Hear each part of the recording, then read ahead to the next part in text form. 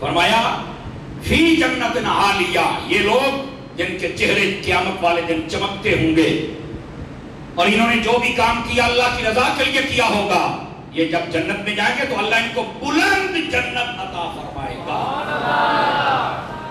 کون سی جنت؟ اور وہ ایسی جنت ہے جس میں فضول بات نہیں ہوگی، جس میں چشمے جاری ہوں گے، جس میں پلنگ لگے ہوں گے، جس میں تکیے ہوں گے، جس میں پردے ہوں گے، جس میں قالینیں ہوں گی۔ یہ اللہ نے اس جنت کی تعریف و توصیف بیان فرمائی ہے۔ اللہ اکبر۔ وہ حضرات بھی غور فرمائیں جو بسا اوقات جنت کا مذاق اڑاتے ہیں، یہ ہمارے اہل سنت کے سٹیجوں پر یہ نقیب توجہ فرمائیں اور بے علم نعت خوان بھی توجہ فرمائیں اور جاہل خطیب بھی توجہ فرمائیں۔ جنت کا مذاق اڑایا جاتا ہے، جنت کا، وہ کیڑی جنت ہے؟ میں کیا ہے جنت؟ یہ تذکرہ میرے رب نے فرمایا ہے۔ ملا میں تیری جنت وچ نہیں جانا، تو میں کہا تو پھر جانا کتے؟ تیرے جنت ہی جانا ہی کیا مطلب؟ تو چاہیے ہی تو جاؤ کتے؟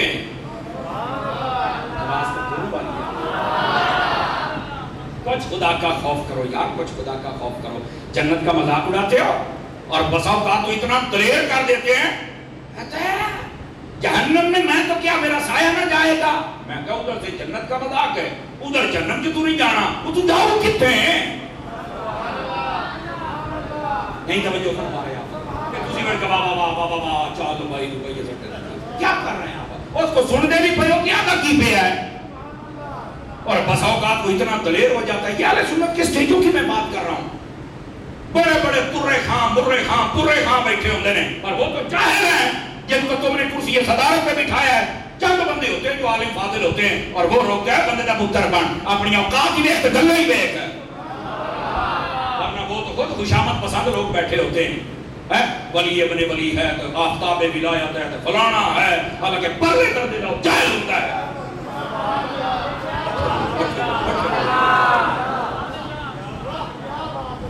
پرلے درجے کا جاہل ہے کہ سارا کچھ بنائی ہے، وہ نے تو کیا بولنا ہے، وہ نے تو تعریف کرو۔ بالکل ایسے ہی ہے، بالکل ہے۔ بس ڈاکٹر صاحب بات یہی ہے، وہ لوگ بس اس کو جناب میں تھوڑے قدمات ہاتھ رکھ کے میرے قدمات ہاتھ رکھ کے میں کہ جدو بندہ حق کرے کسی نے قدم کے ہاتھ رکھنے کی لوڑ نہیں، سینے کی ٹل دے نال بیان کر، سامنے والا سنے گا حق کیا ہوتا ہے۔ لیکن ہم کریں کیا؟ ہماری قوم پتہ نہیں کدھر جا رہی ہے۔ آپ محافل کرواتے ہیں، اچھی بات ہے، لیکن بندوں کا انتخاب صحیح کریں، ان کے کلام صحیح ہوں، ان کا پیغام پوزیٹیو ہونا چاہیے، نیگیٹو نہیں ہونا چاہیے۔ سمجھ رہے میری بات کو؟ اللہ کریم ہمیں سمجھنے کی توفیق عطا فرما دے۔ اور بس اوقات یوں دلیر کیا جاتا ہے، مجھے دیکھ کر تو جہنم کو بھی پسینہ آ جائے گا۔ میں کہا بلے او شیرا کتنی بڑی بلا ہے، مجھے دیکھ کر جہنم کو بھی آ جائے گا پسینہ۔ میں کہا پیٹ دا کتا پہ جائے نا تینوں راتی 3 دن تیرا دا پڑی لت دا بٹھے بولو کہ نہیں بسوڑ نہیں لگا 3 دن تیرا دا پڑی لت دا تو اس گڑی چوری ٹپ دا کتا پہ گیا تھی راتی۔ اے ہے اوقات کہ گالیاں کھانا جہنم میں جو بیٹھے گی تو پسینہ چھوڑ جائے گا۔ بلے بلے بلے کیا دھاندلی ہو رہی ہے اسٹیجوں پر یار، ٹھیک ہے؟ اس لیے نہ جنت کا مذاق اڑائیں نہ جہنم کا اڑائیں، جہنم سے پناہ مانگیں اور جنت کی طلب کریں۔ یہ ہے وہ جنت۔ فرمایا یہ جنت وہ ہے جو بڑی بلند ہے، اس میں فضول باتیں نہیں ہوں گی، چشمے چل رہے ہیں، اس کے اندر اللہ نے پلنگ لگائے ہوئے ہیں، بیڈ لگے ہوئے ہیں، پردے ہیں، اور اس کے اندر قالین ہے، اور ایسے ہے جو کسی آنکھ نے دیکھا نہیں اور کسی دماغ نے سوچا نہیں اور کسی دل میں ایسا خیال آیا نہیں، جیسی یہ تیاری میرے رب نے فرمائی ہوئی ہے۔ توجہ ہے کہ کوئی نہیں آپ حضرات؟ گرامی قدر حضرات، یہاں پر کچھ باتیں سمجھنے والی ہیں، اگر آپ غور کریں تو ہم سمجھ لیں۔ یہ جب آیات تو یہ بات نازل ہوئی نا، تو اس کی تفسیر کے اندر سید نعیم الدین مراد آبادی شاہ صاحب رحمۃ اللہ علیہ آپ نے بھی اس بات کو لکھا ہے، اور روح البیان پڑھ لیں اس میں بھی ہے، تفسیر بدری پڑھ لیں اس میں بھی ہے۔ توجہ ہے کہ کوئی آپ سامنے والے کئی بندے جو بیٹھے چھوڑا پکڑے ہو گھنٹہ ہونا والا پر تھوڑی رکھنے دے ہونا یار۔ اب ذرا جزاک اللہ، اب ذرا سمجھ سماعت فرمائیے اس بات کو. یہ جب آیات تو یہ بات نازل ہوئی تو کافراں پتہ کیا کیا انہاں کہ یار سمجھ نہیں آؤندی بھائی اے تواڈے قرآن دے وچ اے آیت آ گئی ہے کہ جنت بڑی اونچی ہے. سمجھ آئی؟ اپنے نبی کو پوچھ کے دسو کتنی اونچی ہے. دھیان میری طرف رکھیے گا. تو آقا کریم علیہ السلام نے فرمایا یہ جو بندے کے یہ ہوں گے نا بستر پلنگ ایک دوے تو اونچے ہوں گے. ایک بستر سے دوسرے بستر تک 40 سال کا فاصلہ ہوگا. نہیں توجہ فرمائی. تفسیر مغربی پڑھ لیں. ایک میں ہے 100 سال کا فاصلہ ہوگا. حضور نے فرمایا جاؤ دس کے آؤ. وہ نہ دسیا نہ کافر ہنسنے پر او یار یہ دسو بھی ایڈا اونچا جو تہاڈا بستر ہونا کہ تسی چلو گے کیویں؟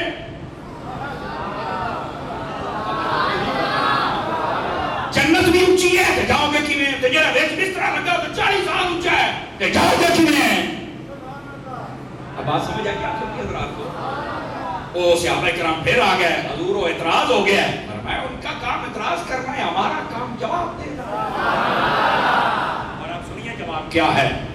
نبی پاک علیہ السلام نے فرمایا کہ طبرانی شریف میں حدیث ہے اور تفسیر مدنی میں قاضی ثناء اللہ پانی پتی نے اس کو لکھا ہے جو سنا رہا ہوں. نبی پاک نے فرمایا جاؤ ان کو بتا دو. فرمایا کہ جنتی کے شان و شوکت یہی ہوگی کہ اس کا ایک ایک درجہ بلند ہوگا. لیکن جب اس کے دل میں خیال آئے گا کہ میں نے اس پہ بیٹھنا ہے آج تو بیٹھ تک وہ بستر اس کے نیچے آ جائے گا یہ اوپر بیٹھ جائے گا.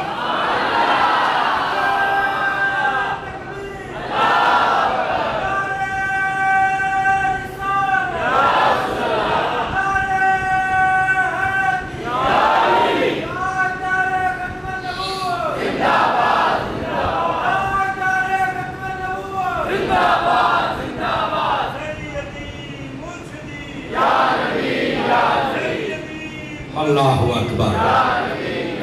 آقا کریم نے فرمایا جاؤ چل کے بتا کے آؤ.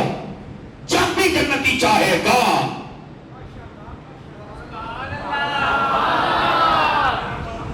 اسی کو دیکھ کر لوگوں نے آج لفٹ بنائی ہے بھی کوئی چیز ہے نہیں چاہیے جیڑی سانوں چڑھا کے اوتے لے جاوے. میں کہا ہوں سمجھ آئی ہے کہ ہر چیز تمہارے قرآن مجید قرآن رجید سے انہوں نے حاصل کی اخذ کی اور پھر بنایا ہے. لیکن ہمیں ان باتوں کی سمجھ نہیں آتی. آج کل لفٹ دیکھ لو بندہ بٹن بنتا ہے تو لے آ جاتی سانو چکری ہے تو سوڑ بھی مندت لے جاتی ہے. لیکن وہاں پر تمہیں بٹن نہیں دبانا پڑے گا. وہاں پر تیرے خیالات چلیں گے. حدیث سناؤں آپ کو ایک حدیث سناؤں. حضور نے فرمایا جنت کے اندر ایک پرندہ اڑتا ہوا چلا جائے گا. جب وہ جائے گا نا تو جنتی دیکھ کے ہمیں دل میں خیال کرے گا یار وہ ایڈا سونا وہ ہے تو ساری حیاتی میں نہ کھاتا یہ کدی مینوں ٹائم لگا نا تو انہوں کھاواں گا. فرمایا جب دل میں سوچے گا ادھروں فرشتہ خاتم جنوں غلمان آکھیا جاندا ہے وہ آکھے گا سار توجہ فرماؤ آئے پکا پیے. یہ ہے جنت کی کیفیت. آپ نے توجہ نہیں فرمائی میں کیا کہہ رہا ہوں. یہ ہوگی جنت کی کیفیت. ادھر سے پرندہ اڑتا جا رہا ہے اجی وہ دل نہیں سوچتا ہے پچھلا دس ہے نہیں ہے دیکھوار سے آئی پئی ہے. آنکھ والا تیرے چوبن کا تماشا دیکھے اندھے کو کیا نظر آئے وہ کیا دیکھے. لفظ دیدہ ایک اور کی ہے لیکن میں آپ کے سمجھانے کے لیے بول رہا. اب کو کیا پتا جنت کے نظارے کیا ہو تو سمجھ آئی ہے. کافروں نے کہا کہ جنت اور جنت کے جو بستر اور جو تو اتنے اونچے کتے چڑھو گے کیویں. فرمایا ایسا سوچنا ہے تو نہ تلے آ جانا ہے. اور یہ نبی پاک علیہ السلام نے خود اس بات کو ارشاد فرمایا اور کتاب 2 کے حوالے میں آپ کی خدمت میں عرض کر چکا. اور اس کے بعد آگے کیا فرمایا. اگلا جو جواب ہے نا اللہ نے فرمایا افلا ينظرون الى الابل كيف خلقت والى السماء كيف رفعت والى الجبال كيف نصبت. اور تم نے دیکھا نہیں اونٹ ہم نے کیسے بنایا آسمان کیسے بنایا پہاڑ کیسے بنائے. یہ کی مطلب ہے اصل میں یہ وہ جواب دیا جا رہا ہے. فرمان تم یہ کہتے ہو کہ چیز اونچی ہو تو بندہ اس پہ بیٹھ نہیں سکتا. دیکھو اونٹ کتنا اونچا ہے تو کیسے بیٹھتے ہو تو کہتے ہیں ہم اسے بٹھاتے ہیں پھر اوپر بیٹھتے ہیں. فرمایا تمہارا ارادہ ہوتا ہے نا اسی طرح جنت کا بستر جنہ بھی اونچا ہے جب تسی کہنا تو انہیں بھی تلے آ جانا ہے. جے میں اٹھ بنا کے تواڈے واسطے بہا سکنا تے جنت دے بستر بھی تواڈے واسطے تلے بنا سکنا. توجہ نہیں فرمائی آپ.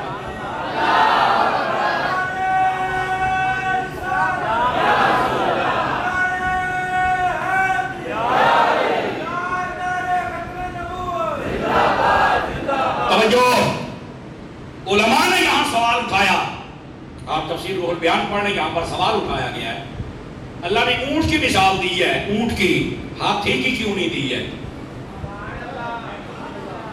بیٹھے ہو، اونٹ کی مثال دی ہے، ہاتھی کی نہیں دی ہے، تو فرمایا اس کا پہلا جواب یہ ہے کہ یہ کلام ہو رہا تھا عرب میں، عرب کے لوگوں سے ہو رہا تھا، تو عرب کے اندر تو ہاتھی تھا ہی نہیں، وہاں تو تھے اونٹ، تو فرمایا تو مثال بھی ہو جسے جن کو فوراً سمجھ آ جائے، سمجھ آ رہی؟